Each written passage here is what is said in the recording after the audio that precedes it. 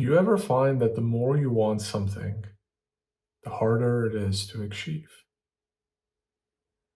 It's kind of a strange irony, right? You would think that the more you want something, the more you strive towards it, you put all your blood, sweat, and tears, that it should help accelerate your achievement of that goal or whatever it is that you're seeking. Yet, as is often the case, it's sometimes the opposite. Sometimes, no matter how much time and effort and energy and intention you put behind something, it somehow seems to slip even further away. And of course, this creates a lot of stress, creates a lot of frustration, makes us question whether that goal is even worth it, makes us unhappy ultimately, because we feel like the thing or the person that makes us happy can't be ours. And it creates a host of problems beyond that. And on the flip side, have you ever had a situation where you weren't really trying for something all that much, but it kind of just fell in your laps?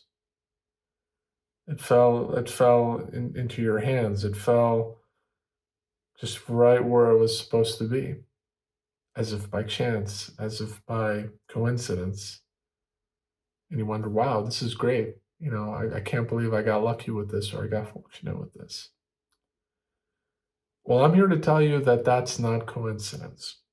That's not chance. It's a form of divine or spiritual mechanism that operates in our existence. And this can basically be explained by this.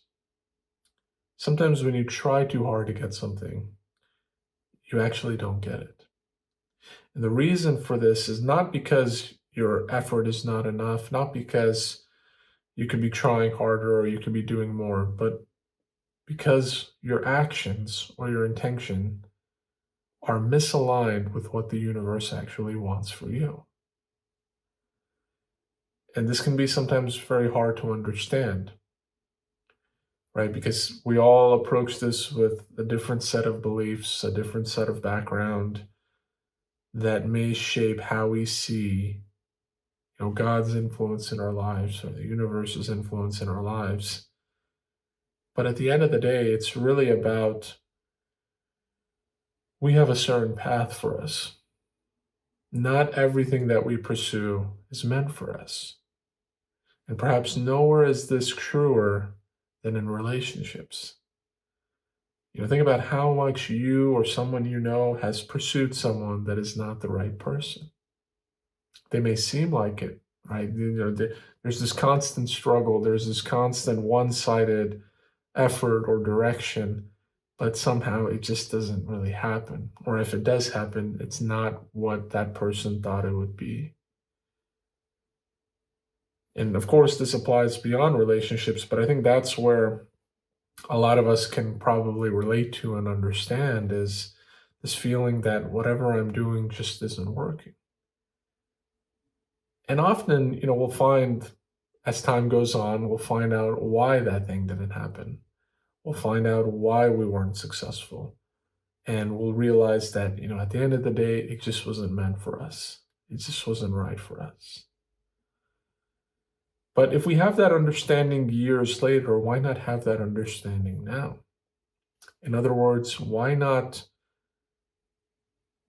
try to be less, what's the right word? Try to be less insistent on things happening a certain way. And rather just kind of going with the flow and seeing what happens, seeing how things will ultimately transpire. Yes, we put in an effort, we put in an intention. It's not like we're sitting on our hands and waiting for the world to turn around. It's there's an element of action and activity, but there's also an element of just trusting, surrendering, going with the flow. This is a balance that is very delicate. It requires both outward motion, but it also requires a level of inward connection, a connection with our intuition, a connection with the voice that is God speaking through us.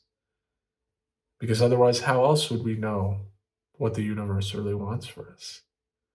Right? It's not like a book or a video or a person will tell us, God wants this to happen for you. We can only find out if we silence all the noise, if we silence all the mind chatter, and actually focus inward to hear what is actually being given, what is actually being spoken. And only then will we be able to proceed with our pursuits, with our actions, with a sense of ease, with a sense of calm, not always making everything a matter of struggle or a matter of willpower or a matter of grit, but instead moving with purpose, moving with wisdom, moving with a sense of divine guidance.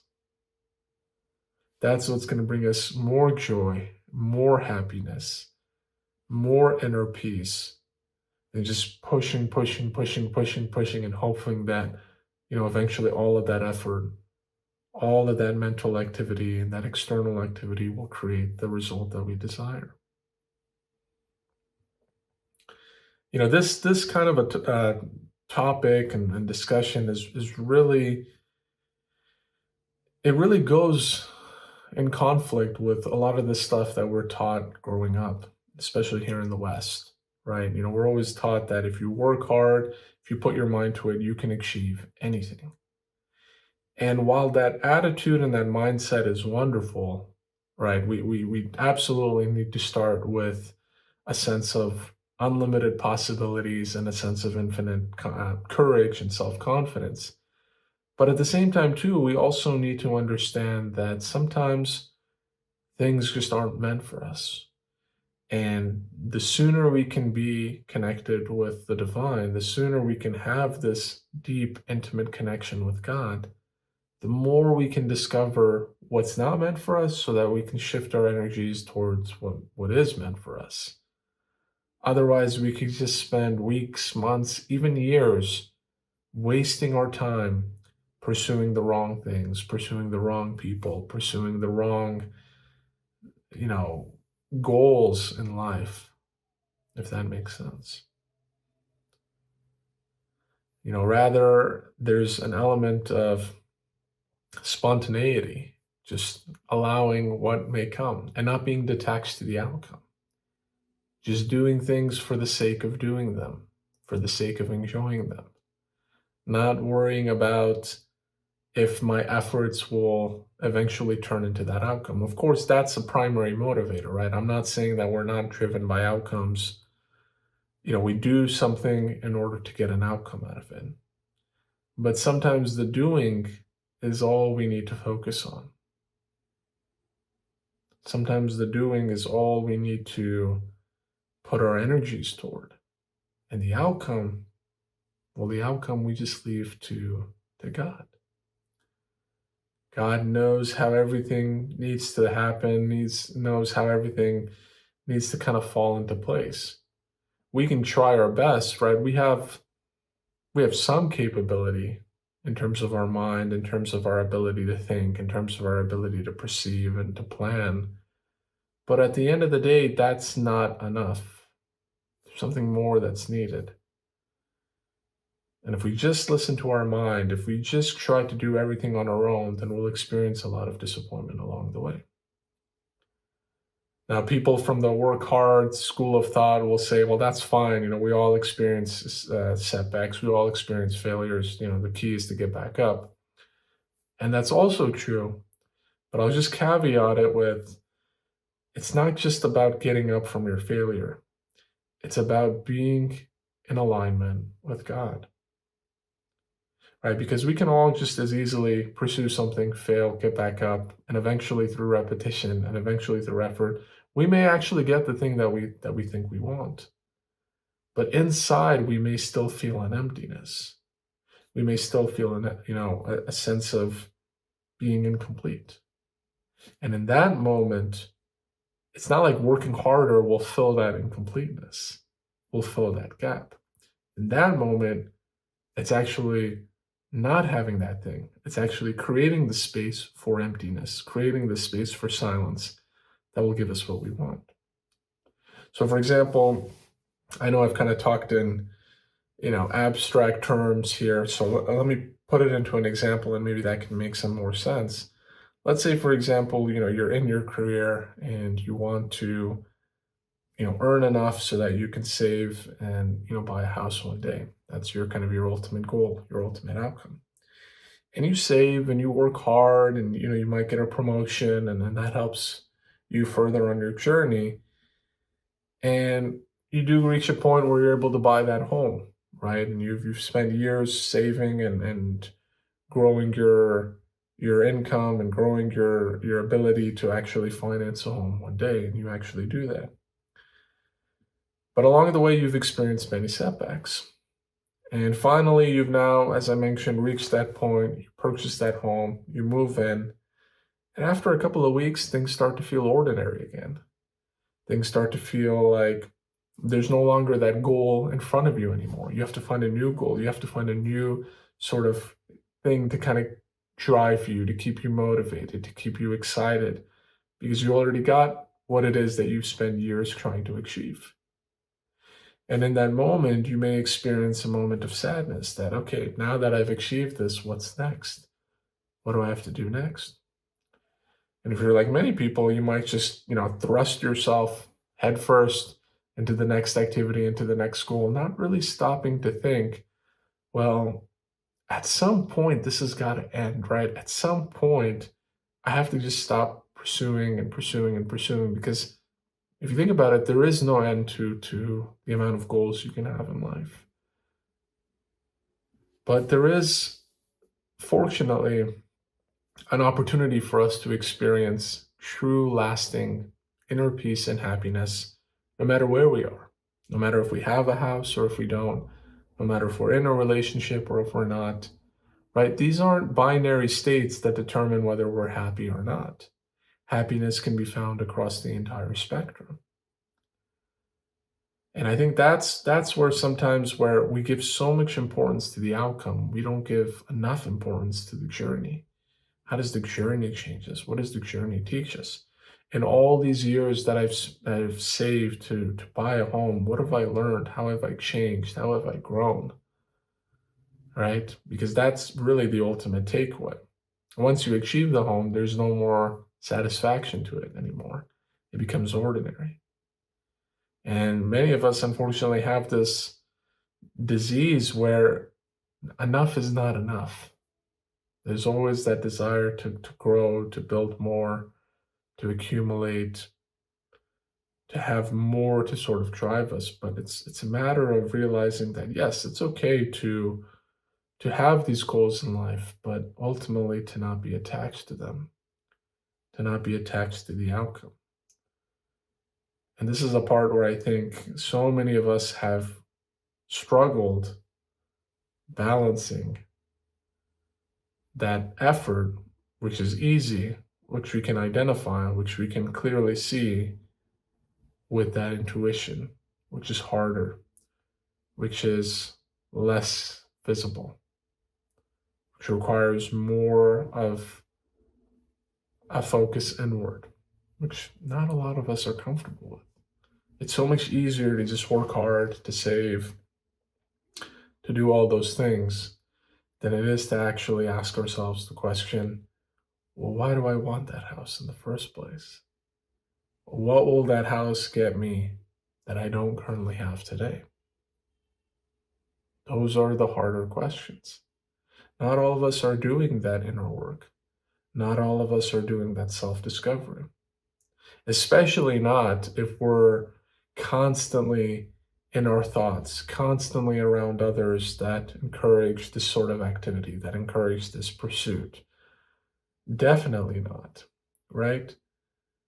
So we have to just be cautious and cognizant of the fact that while it's good to pursue something, it's almost always detrimental to be attached to that. There has to be a balance of doing and being, right? I always talk about this. We're not human doers, we're human beings. It's in our name, it's in our identity to be this reflection of the divine on earth. The doing is fine, the doing will take care of itself. Right? Nothing will be left undone, as the Tao says. Everything that needs to be done will be done in its own perfect time by the people that are meant to do it. And there's an element of, I don't want to call, you can call it destiny, you can call it fate, but there's an element of that in it as well too. That, there is God that is working in concert, He's working in alignment with us. It's not that we're out, just doing everything on our own, completely independent. We're working with so many different forces. We're working with so many different people, with so many different actors and situations and conditions. And ultimately, who is the one in control of all that? Obviously, God is. So why resist that? Why struggle with that? Why continue to believe that it's just us doing everything and nothing else, and that we have to fend for ourselves and we have to build the life that we want? Make God your partner. Make God your closest friend, someone that you can confide in, someone that can give you strength, give you purpose, give you conviction, help you walk the difficult moments in life, and help you achieve what it is that you want to achieve. But even more so, help you achieve the things that you perhaps didn't think you want, but in actuality is the best thing for you, right? Because with all the thoughts that we have, with all the thinking that we do, with all the beliefs that we have of what's good for us, there's so much more that we haven't considered, that we haven't explored or allowed ourselves to venture into that unknown, because we've sort of set our mind and we have this tunnel vision, and we've kind of drawn a line in the sand that this is good for us and this is not good for us. But what if some of the things that we thought were not good for us are actually good for us? And vice versa. What if the things that we think are good for us but are actually not good for us? Those are the things that can only be possible, can only be discovered if we allow ourselves to be flexible, to be pliable, to kind of go with the flow, go with the wind, go with the river, whatever analogy you want to use, but just go with the natural force of life. There is an actual current. You don't always have to go uphill, uphill, uphill, and resist gravity, resist the natural laws of physics. You can go downhill as well. And it will be more effortless, be more enjoyable, be more seamless, and more importantly, be more authentic. That's when you know that when you do something and everything feels right, there's no sort of anxiety or pressure or any sort of odd feeling. When you do something and you know from the bottom of your heart it feels right, that's God speaking to you in that moment and giving you that sense of assurance, giving you that sense of calm and ease. But when you do something and you're constantly stressed, you're constantly worried, you're constantly tensed up, you may even experience physical problems that are manifesting as a result of your mental problems. That's when you know that there is some sort of a misalignment, that there is some sort of a disconnect, something that while you are making progress on this physical journey, you're actually getting farther and farther away from God on your spiritual journey. And that's what's more important than anything else you can achieve in life. So I'll leave you with this. I hope you guys found this video useful, and maybe you can relate to some of the things that I shared, specifically about this idea that sometimes, working hard enough is not enough. It's about working in alignment with God. Because sometimes if we're not in alignment with God and we pursue something, chances are it's not what's really going to make us happy. And it's going to be harder and harder to achieve. So let that sink in. As always, I would love to hear your thoughts and comments. If you have some time to share that, would love to read those.